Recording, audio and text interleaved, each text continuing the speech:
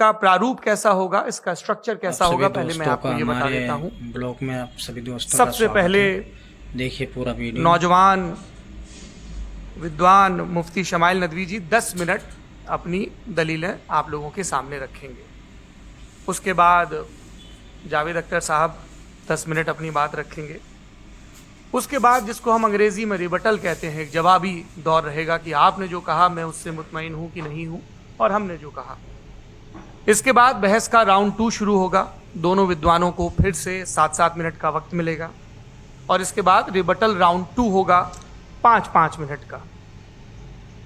इसके बाद एक दूसरे से सवाल जवाब होंगे। इसके लिए हमने लगभग 16 मिनट का वक्त तय किया है। अब ये सवालों की प्रकृति पर निर्भर करता है कि कितने सवाल होंगे, इसीलिए हमने वक्त की पाबंदी रखी है। और इसके बाद आखिरी में 5-5 मिनट का वक्त दोनों विद्वानों को एक बार फिर से दिया जाएगा अपने क्लोजिंग आर्ग्यूमेंट के लिए। और उसके बाद जो इस बहस के लिए सबसे ज़रूरी चीज़ है कि आप और हम और इंटरनेट पर देख रहे लाखों करोड़ों लोग, उनके सवाल जवाब होंगे। तो आप लोग जो यहाँ मौजूद हैं, आपके हम कुछ सवाल लेने की कोशिश करेंगे। 30 मिनट का वक्त हमने उसके लिए तय कर रखा है। इस तरह से ये 2 घंटे की बहस पूरी होगी। 2-3 बुनियादी बातें हैं जिनका हमें ध्यान रखना है। किसी भी किस्म की नारेबाजी में हमें शरीक नहीं होना है। ये हल्ला गुल्ला नहीं है, क्योंकि पूरी दुनिया देख रही है, तो एक नज़ीर कायम करनी है, एक उदाहरण लोगों के सामने रखना है कि पढ़े लिखे लोग इत्तेफाकी और नाइत्तेफाकी रखते हुए भी, एक दूसरे से सहमति और असहमति रखते हुए भी बात कह सकते हैं। यहाँ पर मेरे जेएनयू के प्रोफेसर बैठे हैं, पुरुषोत्तम अग्रवाल जी, जिन्होंने हमें क्लास में सिखाया है कि सहमति का साहस और असहमति का विवेक, और इसका ठीक उलट भी, ये बड़ा ज़रूरी है। दूसरी बात, ये किसी एक धर्म के बारे में बहस नहीं है। ये बात सबको स्पष्ट होनी चाहिए। किसी धर्म को महान बताने या किसी धर्म को कमतर बताने की ये बहस नहीं है। तो यदि कोई इस उम्मीद से देख रहा है या यहाँ आया है, तो मैं आपको आश्वस्त करना चाहता हूं कि आपको नाउम्मीदी हाथ लगेगी। इस बहस में बहुत ज़्यादा धार्मिक प्रतीकों के इस्तेमाल को लेकर भी ये दोनों लोग जो अभी आपको गंभीर दिख रहे हैं, भले लोग हैं। कल शाम को चाय पर मिले थे, बहुत हंसी मजाक भी इनके बीच हुआ था, और गलबैयाँ डालते हुए एक तस्वीर भी हुई थी। ये इस बात का प्रमाण है कि इंटरनेट पर जो हल्ला मचा हुआ है उसके मुकाबले ये दोनों लोग बहुत ही अच्छे शांत ढंग से बहस के लिए राजी हो गए हैं। ट्विटर की बातें ट्विटर तक सीमित, एलन मस्क आजकल उसको एक्स कहते हैं। और अब इस बहस की शुरुआत मैं इन विद्वानों का, हालांकि इनको परिचय की जरूरत नहीं, पर हो सकता है, हमें पत्रकारिता में सिखाया जाता है कि नेवर अज्यूम, विज्ञान भी यही कहता है। मुफ्ती शमाइल नदवी साहब इस्लामिक विद्वान, शिक्षाविद हैं, कोलकाता के वाहियान फाउंडेशन के संस्थापक हैं, लखनऊ की प्रतिष्ठित दारुल उलूम नदवतुल उलमा से ग्रेजुएशन किया है, सोशल मीडिया और सार्वजनिक मंचों पर अध्यापन और बौद्धिक कामों में सक्रिय हैं, और इस समय इंटरनेशनल इस्लामिक यूनिवर्सिटी मलेशिया से पीएचडी कर रहे हैं। अच्छी बात यह है कि पढ़ाई के साथ साथ ट्रैवल ब्लॉग भी बनाते हैं। पेट्रोनस टावर के सामने का ब्लॉग हमने देखा। हमारे साथ जावेद अख्तर साहब हैं। जावेद अख्तर साहब आप सभी कवि दोस्तों हैं, का शायर हमारे हैं, ब्लॉग में गद्य भी लिखते हैं, स्वागत है। फिल्मों के देखिए पूरा लिए वीडियो। संवाद लिखे हैं, गीत लिखे हैं। इससे इतर ये वैज्ञानिक सोच को लेकर या अपने डिक्लेयर्ड एथिज्म को लेकर भी मुखर रहते हैं और अपने तहीं रैशनैलिटी की बात करते हैं। देवियों और सज्जनों, डज गॉड एग्जिस्ट? इस सवाल का जवाब सब अपने अपने तहीं खोजने की कोशिश कर रहे हैं। कोई इसको गॉड डैम पार्टिकल की खोज बताता है, कोई गॉड पार्टिकल की खोज बताता है, कोई हिग्स बोसान की खोज बताता है, कोई ये सवाल जवाब तलाशने की कोशिश करता है कि मास एग्जिस्टेंस में आखिर आया कैसे, हुआ क्या था, सृष्टि के पहले, समय के पहले क्या था। और कोई ये कहता है कि ये सारी खोजें जिस मस्तिष्क में हो रही हैं प्रकृति के क्रम में, वो कैसे विकसित हुआ। मैं उम्मीद करता हूँ कि हम आज इन बुनियादी सवालों के कुछ जवाब हासिल करने में कामयाब हों। मैं सबसे पहले मंच पर आमंत्रित कर रहा हूँ मुफ्ती शमाइल नदवी साहब को। आइए सर।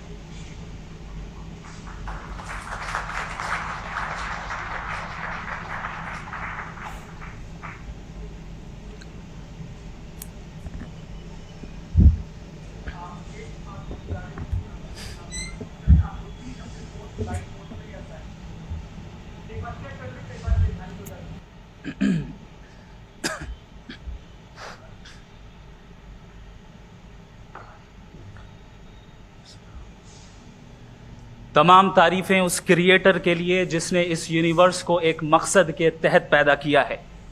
رسپیکٹڈ جناب جاوید اختر صاحب, مسٹر سوربھ دویدی اور respected audience, thank you all for being here today.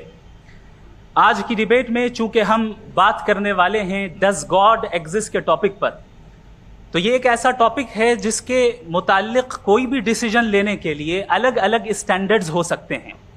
لہٰذا ڈیبیٹ کے شروع میں یہ ضروری ہے کہ ہم یہ جان لیں کہ آج کے اس ٹاپک میں کون سا اسٹینڈرڈ صحیح ہوگا اور کون سا غلط ہوگا. سب سے پہلا اسٹینڈرڈ جسے میں سمجھتا ہوں کہ ہمارے رسپیکٹڈ جناب جاوید اختر صاحب بڑی تیزی کے ساتھ اس کی طرف لپکیں گے, وہ ہے سائنس. جبکہ سائنس در حقیقت خدا کے ایگزسٹنس کو ڈائریکٹلی ثابت کرنے یا اس کے ایگزسٹنس کو ڈینائی کرنے کے لیے اسٹینڈرڈ نہیں بن سکتی. اور اس کی وجہ کیا ہے یہ میں نہیں کہہ رہا, یہ وہ لوگ کہہ رہے ہیں جو سائنس کے ایکسپرٹس ہیں. نیشنل اکیڈمی آف سائنس کہتی ہے science doesn't have the processes to prove اور disprove the existence of God. Why? کیونکہ سائنس کا تعلق ایمپیریکل ایویڈنس سے ہے, اور ایمپیریکل ایویڈنسز کا تعلق ہمارے نیچرل اور فزیکل ورلڈ سے ہے, جبکہ گاڈ نان فزیکل اور سپر نیچرل ریالٹی ہے.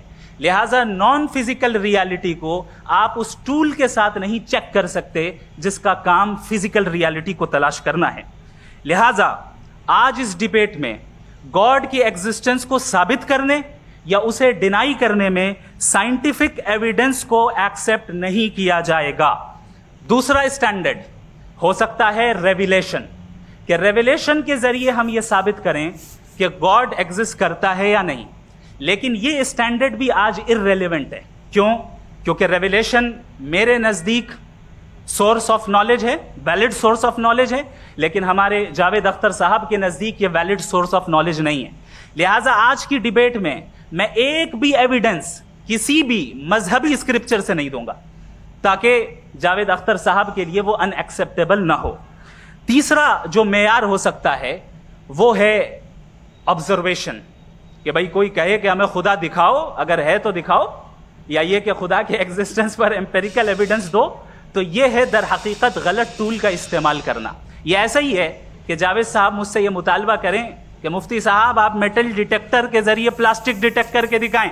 اب چونکہ پلاسٹک ڈیٹیکٹ نہیں ہو پا رہی ہے لہٰذا plastic does not exist. No, you are using the wrong tool. اس ٹول سے پلاسٹک کو ڈیٹیکٹ نہیں کیا جاتا.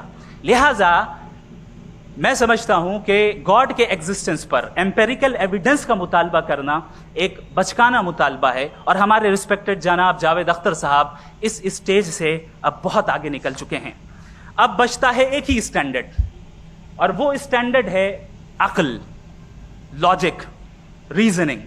اور یہی وہ اسٹینڈرڈ ہے جس کے تحت گاڈ کی ایگزسٹنس کو ثابت کیا جائے گا یا گاڈ کی ایگزسٹنس کو ڈینائی کیا جائے گا.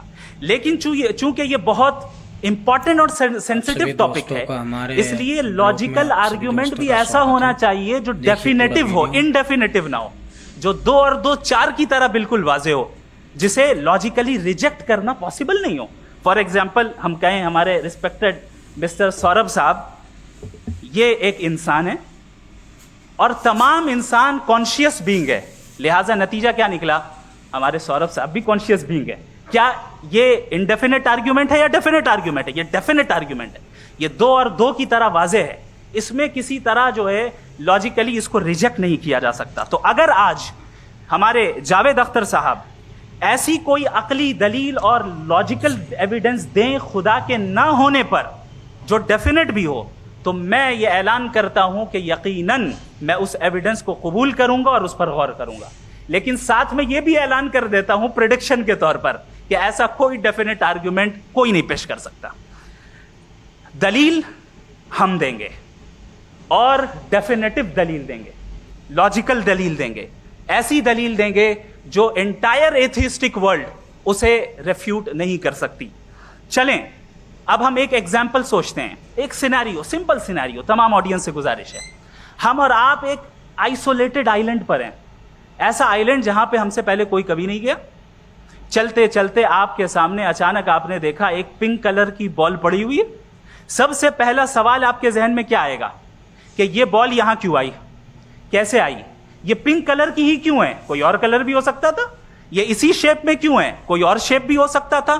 نیچرلی آپ اس طرف پہنچیں گے کہ کوئی نہ کوئی ہے جس نے ان اسپیسیفک پراپرٹیز کے ساتھ اس بال کو بنایا ہے اور یہاں پہ رکھا ہے. چونکہ آپ جانتے ہیں کہ یہ جو بال ہے اس کا ایگزسٹ کرنا ضروری نہیں ہے, یہ ایگزسٹ کر بھی سکتی تھی, نہیں بھی کر سکتی تھی, اور ایگزسٹ کرنا ہی تھا تو کسی اور فارم میں کرتی, کسی اور کلر میں کرتی. اب آپ اس بال کو ایکسپینڈ کرتے چلے جائیں, ایکسپینڈ کرتے چلے جائیں, ایکسپینڈ کرتے چلے جائیں, یہاں تک کہ یہ بال یونیورس کے سائز کی ہو جائے. بتائیے کہ کیا سائز کے بڑھ جانے سے سوال بدل جائے گا؟ ہرگز نہیں بدلے گا. ابھی بھی سوال رہے گا, یہ یونیورس کہاں سے آیا, ان اسپیسیفک پراپرٹیز کے ساتھ کہاں سے آیا, کیوں آیا, کس نے بنایا, یہ سوال اس وقت بھی ویلڈ رہے گا. لیکن یہ سوال اگر ہم جناب جاوید اختر صاحب سے کریں تو چونکہ ان کا ورلڈ ویو ایتھیسٹک ہے, اور صرف ان کا نہیں, مطلب جتنے بھی ایتھیسٹ ہیں اور ایتھیسٹک ورلڈ ویو کو رکھنے والے سے اگر آپ یہ سوال کریں کہ یہ یونیورس کہاں سے آیا, تو ان کا جواب یا تو آرگیومنٹ فرام اگنورینس ہوگا یا ڈوگمیٹک ہوگا. یا تو یہ کہیں گے کہ مجھے نہیں پتا کہ یہ کہاں سے آیا, لہٰذا گاڈ ڈز ناٹ ایگزسٹ, یہ آرگیومنٹ فرام اگنورینس ہے.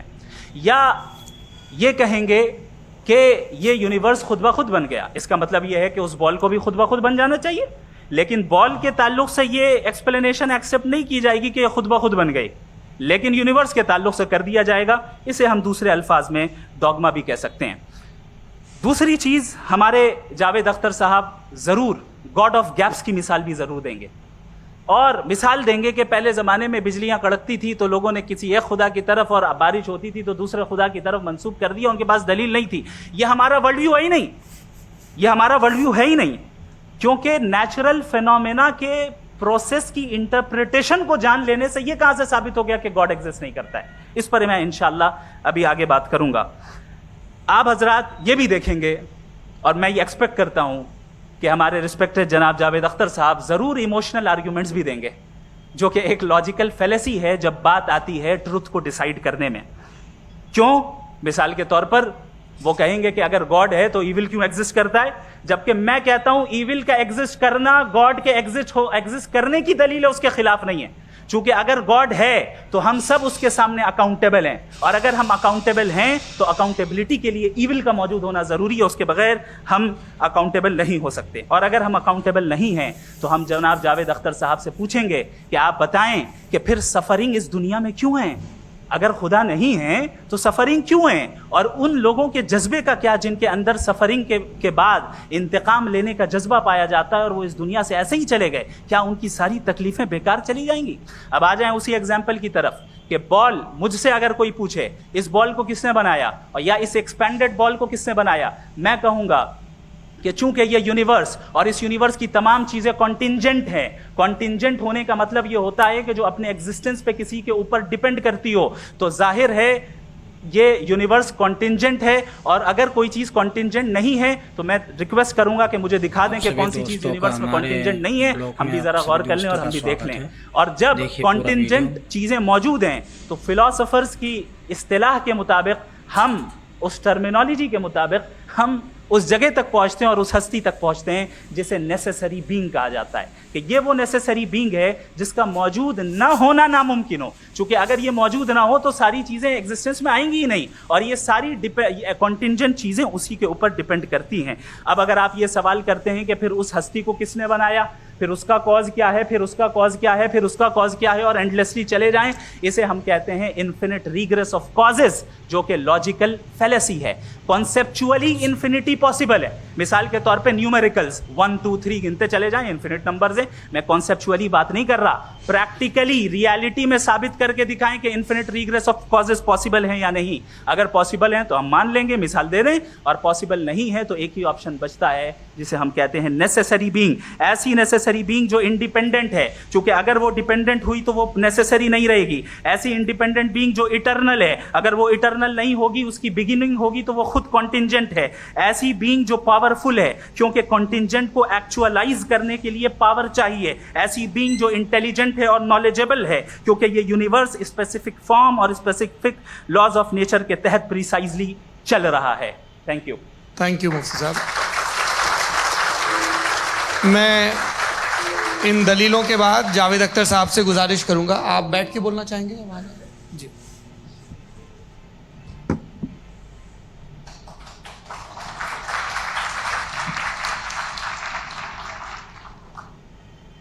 पहले तो मैं मुफ्ती साहब को एक अच्छी खबर देना चाहूँगा कि मेरी नॉलेज साइंस के बारे में बड़ी मामूली है, तो आप फिक्र ना करें उसकी, लेकिन कुछ कॉमन सेंस है मुझ में।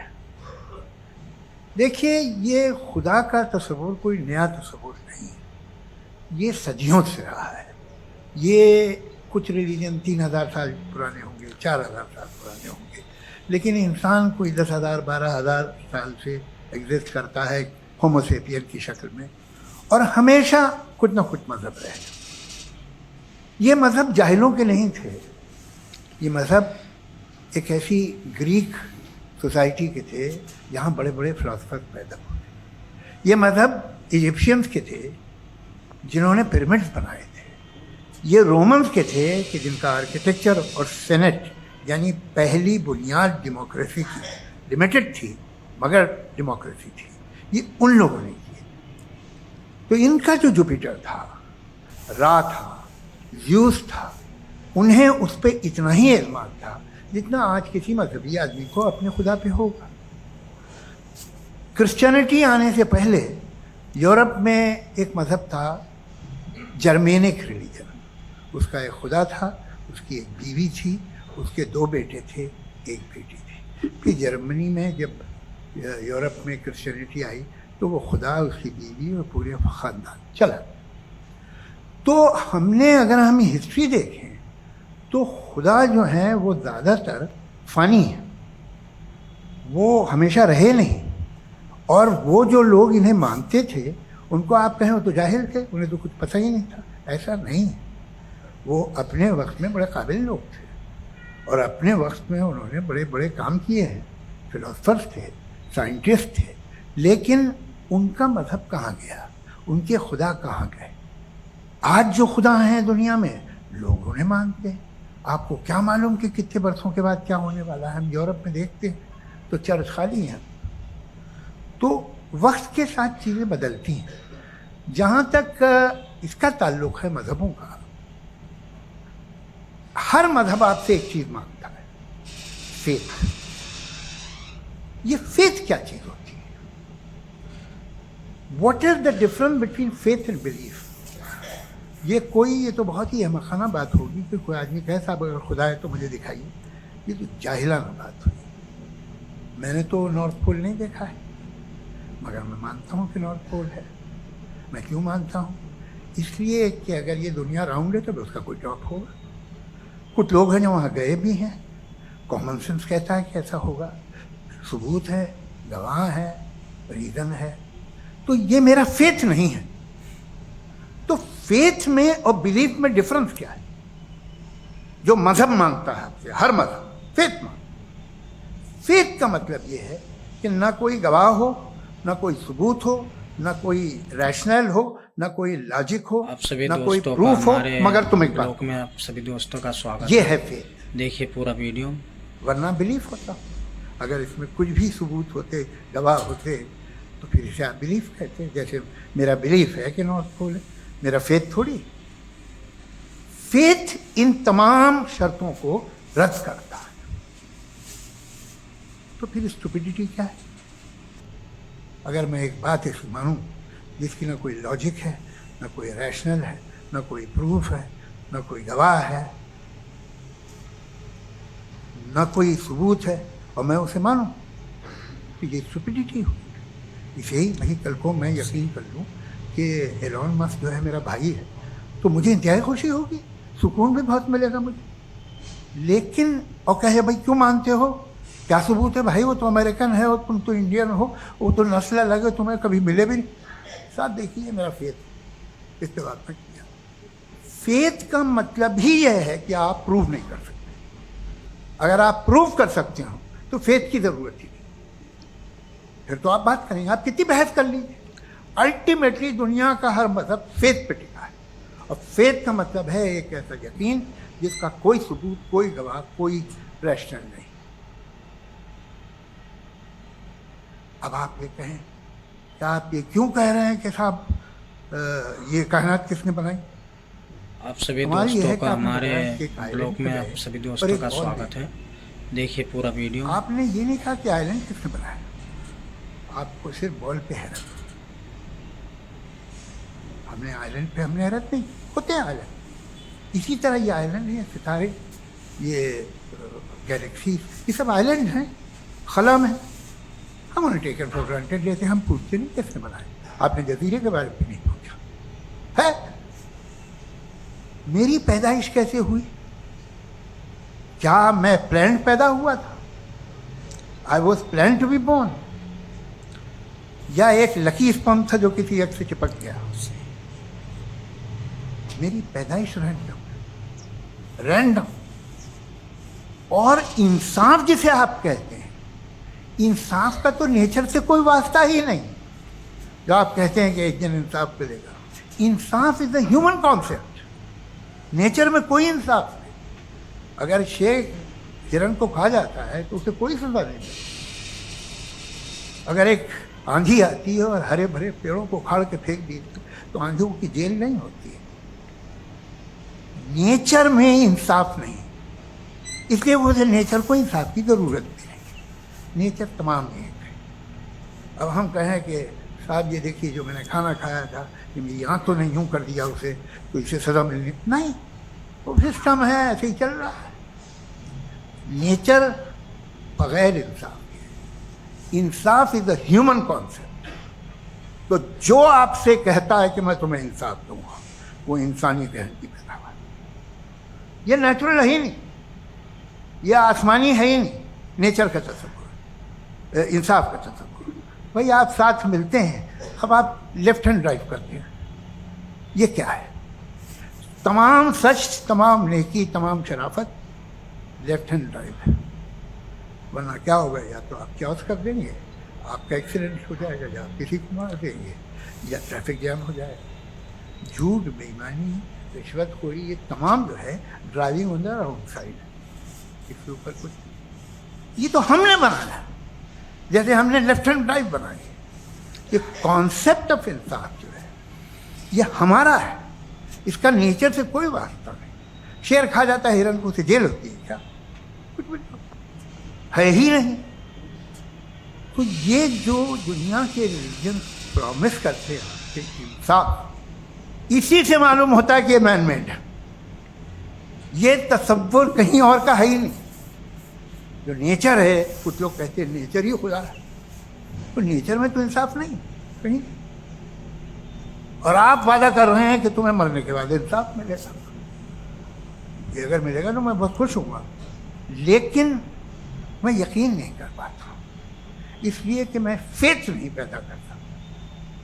The very fact that religion demand faith, इसका मतलब है कि उनके पास जस्टिफिकेशन नहीं है।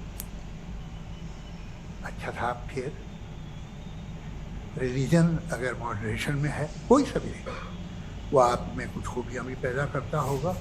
देखिए उससे ये फ़ायदा है, वो फ़ायदा है।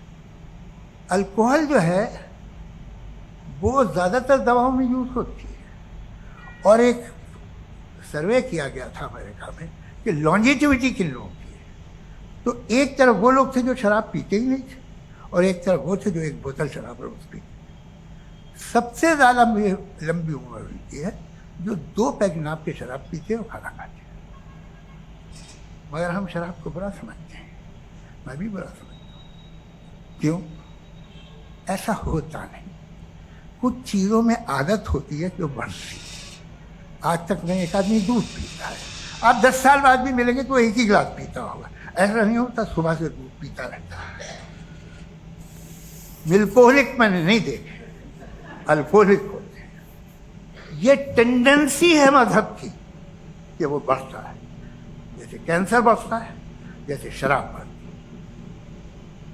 है। कुछ लोग होंगे जो उसे सही तरह से यूज़ करते, मुझे यकीन है कि हमारे मुफ्ती साहब भी उनमें से एक हैं, बहुत खुशी हुई मुझे समझ के। लेकिन कितने लोग हैं कि आज आप देखते हैं दुनिया में जो तबाहियाँ हैं, इनमें कितना हाथ है उन लोगों का जो बिलीवर कहते था मजहब ये नहीं कहता, ना कहता होगा, मगर जब ये मजहब पीते हैं तो ऐसे बिहेव करते हैं। थोड़ा सा अगर हो तो शायद बहुत अच्छी बात, लेकिन शराब थोड़ी सी नहीं रहती, उसमें टेंडेंसी है पहले। थोड़ा सा अगर 2-3 कैंसर के सेल हो ना बॉडी में तो आदमी सिम रहेगा, लेकिन वो 2-3 आप सभी दोस्तों का हमारे ब्लॉग में आप सभी जावेद दोस्तों का साहब स्वागत टाइम है। पूरा हो गया। टाइम हो देखिए गया पूरा तो वीडियो। बस बात खत्म हो गई। अच्छा मुझे कुछ और कहने को था भी नहीं। जी, मैं पहले जवाबी दौर के लिए इनवाइट कर रहा हूँ मुफ्ती साहब को। Your rebuttal round 1, you have 7 minutes।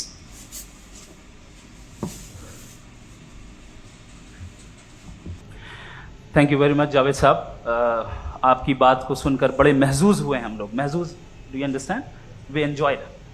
Okay, अब थोड़ा सा लॉजिकली उसको हम लोग ये देखते दरअसल हैं। हम लोगों ने कल गुजारिश की थी मुफ्ती साहब से भी, जावेद साहब से भी, कि हिंदुस्तानी ज़बान आम फहम सबको समझ में आ जाए, और जहाँ कहीं आप मुश्किल शब्द इस्तेमाल करें वहाँ बताते भी चलें।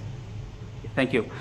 तो सबसे पहले हमारे रिस्पेक्टेड जावेद साहब ने हवाला दिया कि खुदा फ़ानी है। कितने मजहब आ गए चले गए, किसी ने जुपिटर को खुदा माना, किसी ने किसी को माना। मैं कहता हूँ जिसने कॉन्टिंजेंट चीज़ को खुदा माना, गलत माना, वो खुदा ही नहीं, वो खुदा ही नहीं है।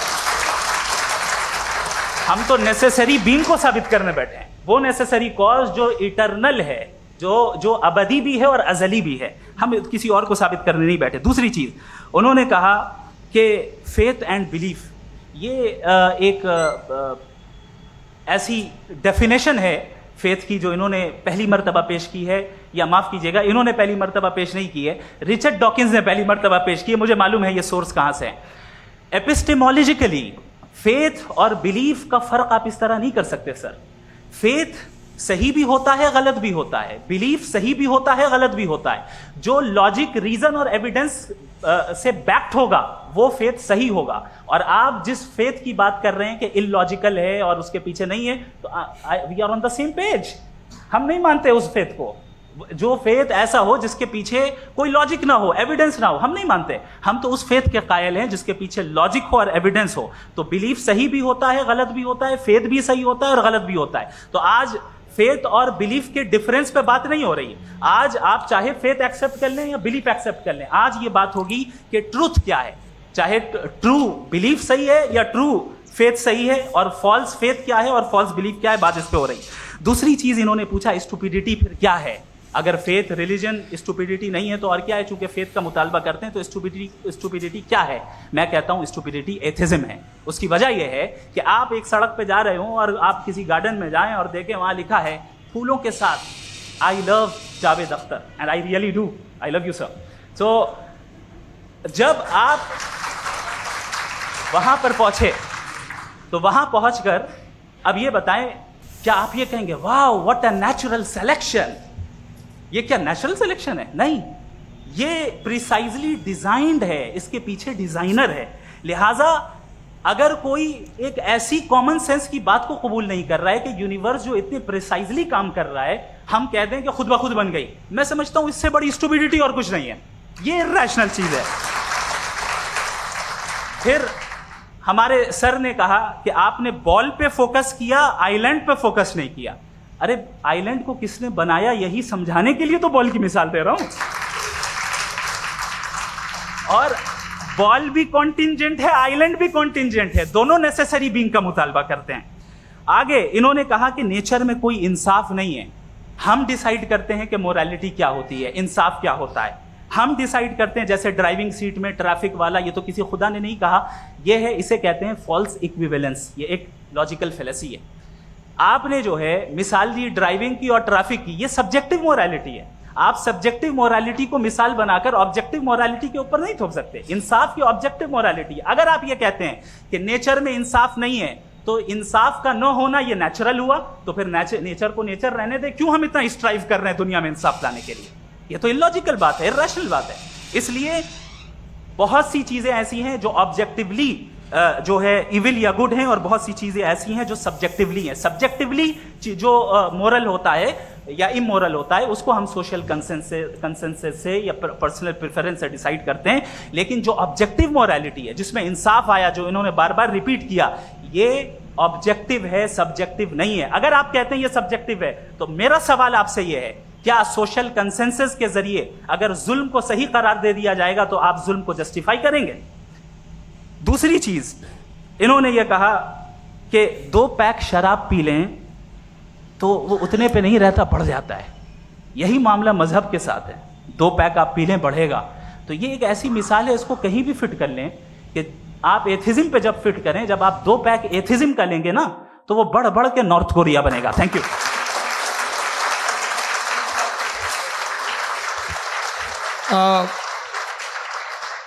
فرسٹ راؤنڈ کی ریبٹل کے لیے میں جاوید صاحب کو انوائٹ کر رہا ہوں. آپ کے پاس 7 منٹ کا وقت ہے.